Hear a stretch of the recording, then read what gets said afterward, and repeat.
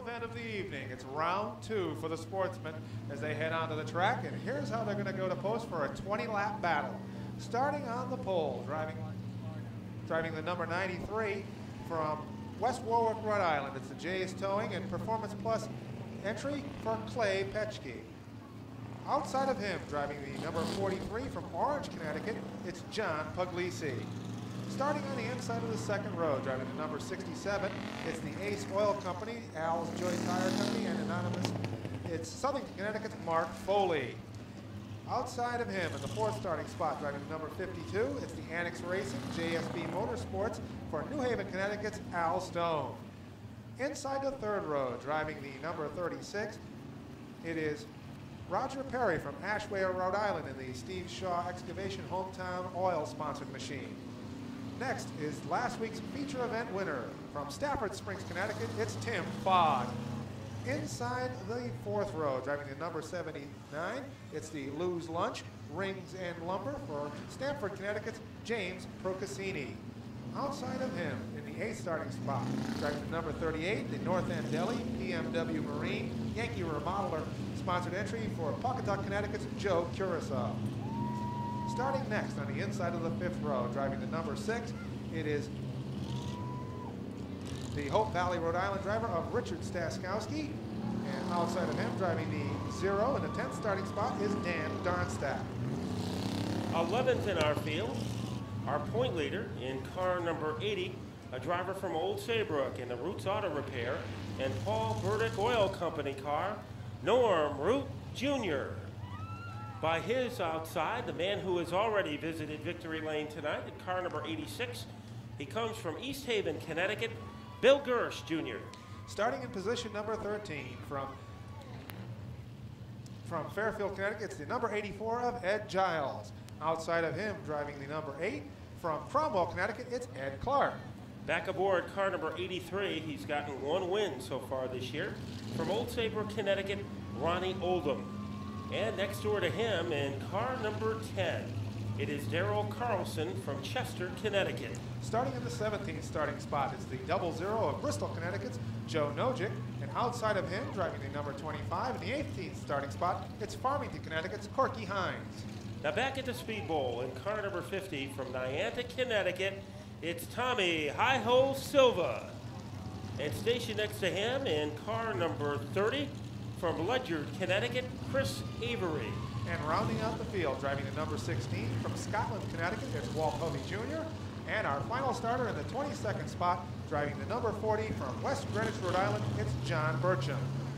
So that is our very talented field, ready for 20 laps. This is the time to do it as we race every Wednesday until September 21st. Billy Dunn, hoping for a better restart this time around. The same outcome as John Puglisi gets a jump over Foley. Here comes Al Stone the third, barreling his way into second. And Puglisi leads the way as they head down the backstretch. Al Stone looks to gain back the ground. He lost off the start as they head into turn number 3. And the 67 has a little tap. And right now the 36 of Roger Perry has moved all the way up from his 4th spot to second. Pretty aggressive move by Perry as he saw the opening and he exploited it. He put his foot right through the door as his right foot must have weighed about 900 pounds. Roger Perry holding on to second. Then in third, Al Stone trying to make inroads on the outside groove against Mark Patrick Foley. Last week's feature event winner Tim Fogg was to gain the underneath side of the 79 as they head down the backstretch. But right now the 67 of Mark Foley is on the inside of Al Stone as they come off turn number 3, and they'll hold down that 3rd place position. It's a joyride so far for John Puglisi in car number 43. Starting on the pole and opening up a pretty good advantage over Roger Perry. Roger Perry finished second a week ago, and right now he is second now, trying to hunt down Puglisi. Deeper in the pack, Norm Root Jr. going to work. He's right behind the 2 of Fogg. So Fogg surrounded by some tough company. Jim Procassini in front of him, and Norm Root Jr. behind him. Norm Root now looks to make that move on Tim Fogg as they go down the backstretch, heading into turn number 3. He will gain the inside line as they come through turn number 4. So Norm Root has got that position sewed up as they come back to the strike. But right now, John Puglisi is the beneficiary of all the slicing and dicing going on behind him.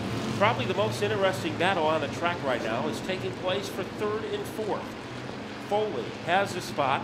Al Stone has been pestering him for the last 3 or 4 laps. Here comes Procaccini on the outside, joined by Norm Root.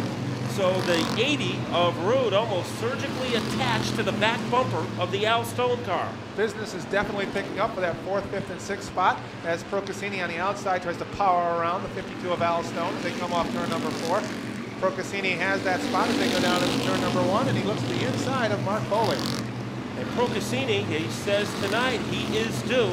It's been a long time between victory cigars for Jim Procaccini, and right now he jackknifes the nose of that car underneath the 67. Foley wanders a little too far outside. It's hazardous to his 3rd place status as Procaccini hobbles into the spot. And it'll also cost him the 4th place spot as now Norm Root makes the move as he goes into the 4th place spot, dropping Foley back to 5th. 6th is the 52 of Al Stone, and now we have a battle for the 7th and 8th spot between the 38 of Joe Curioso and the 86. And Bill Gersh, who has won our opener, is about to get his hands full trying to hold off Joe Curioso in car number 38. Joe Curioso, security guard, an electric boat, and right now he is sending an alarm shockwave to Bill Gersh as he tries to get a spot away from him. John Puglisi still has a very substantial advantage over Roger Perry as the 00 at Joe Nojic is about to call it a night in the middle of the infield. Well, Roger Perry looks to close that gap on our leader, John Puglisi, and right now the 3rd and 4th place competitors, the 79 of Joe Pericini and the 80 of Norm Root, looks to get back into the fray as they go down the backstretch. Let's see if Norm Root Jr. can do some damage to the 79 of Jim Procaccini.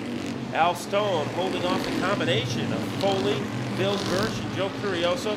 So there's great back all over the track, including the one for 3rd and 4th. Norm Root has finally had an opening. He has a crack. Here comes the 80 all over the 79 like ring around the collar. Norm Root has grabbed 3rd place. The 2 cars go into turn number 2 as if they were Velcroed together. Norm Root looks to get that 3rd place spot as they go down the backstretch.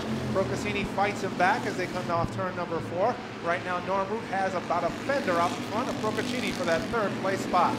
But it's Roger Perry in car number 36 trying to track down John Puglisi the way the paparazzi would try to track down a movie star.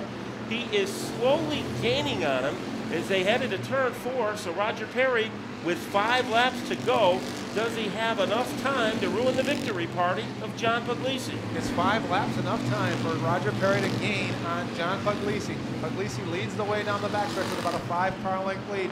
Perry slices a little bit into that as they come off turn number 4. Norm Root battles along the 3rd place position. He's chased by the 79 of Joe Pericini. So Procaccini trying to play catch up against Norm Root Jr. Then the 38, Joe Curioso, he is about 3 furlongs behind the 79 car. Meanwhile, Roger Perry continues to gobble away at the advantage by Puglisi. 3 laps to go. There is time for Roger Perry. Perry has got a pretty good finishing kick in that 36 Sportsman car. Both Puglisi and Perry have that experience. Lap cars could come into play with 2 laps to go. Perry is kicking hard with just 2 laps to go to close in on our leader, John Puglisi, as they head down the backstretch. Also closing on him is the 80 of Norm Root as they come off turn number 4. And that lap car of Corky Hines seems to be slowing up our leader, John Puglisi, a little bit as they come off 4 down to the stripe with just 1 lap left. And Perry looks to make the move as they go down into turn number 1. He is closing into about a 1/2 car length as they go down the backstretch. Puglisi now stretches it out a little bit as they come into turn number 3. But Perry fights back for one last chance as they come off turn number 4.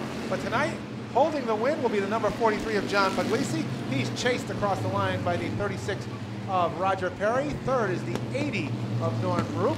Then comes the 79 of James Pericini. And then in 5th will be the 38 of Joe Curioso. I was worried about, he usually runs his best when his kids are here. And he said his kids weren't here tonight, but he still did a great job holding off the 36 of Roger Perry, which is not easy to do. So a little smoke show for the 43. This is one of the best years that he's had. John Puglisi. He kind of predicted this. seemed like almost yesterday when we talked to him before the start of the program, and he said with 2 races tonight, he should be able to get 1. And he lived up to his claims as a smile like a lighthouse inside the 43 car, and he is about ready to climb out. A lot of equipment and paraphernalia has to be removed as he is plugged up, but John Puglisi will breathe a sigh of relief as he gets ready to vault out of the car on a hot night. The man who was even hotter than a thermometer, John Puglisi. Well, John, you said with 2 races on the agenda, you should be able to win 1. How important is winning your 3rd victory of the year? I don't know, Matt. I don't know what to say. I don't like winning from the pole, but you know, I had clean air, nobody in front of me the whole time, and I guess nobody caught me, so I guess we're okay. You know, what happened in the first race, we lost part of the exhaust system. We got called a black flag, and I guess we made up for it now. Number 3. And as far as your career has gone, is this the most wins you've ever had at the Speedbowl? Yeah, this is it. I've had 2 wins a couple times, and this is the first time with 3. And now I got to look for 4. And we still have plenty of season left to root for the 43 car, John Puglisi.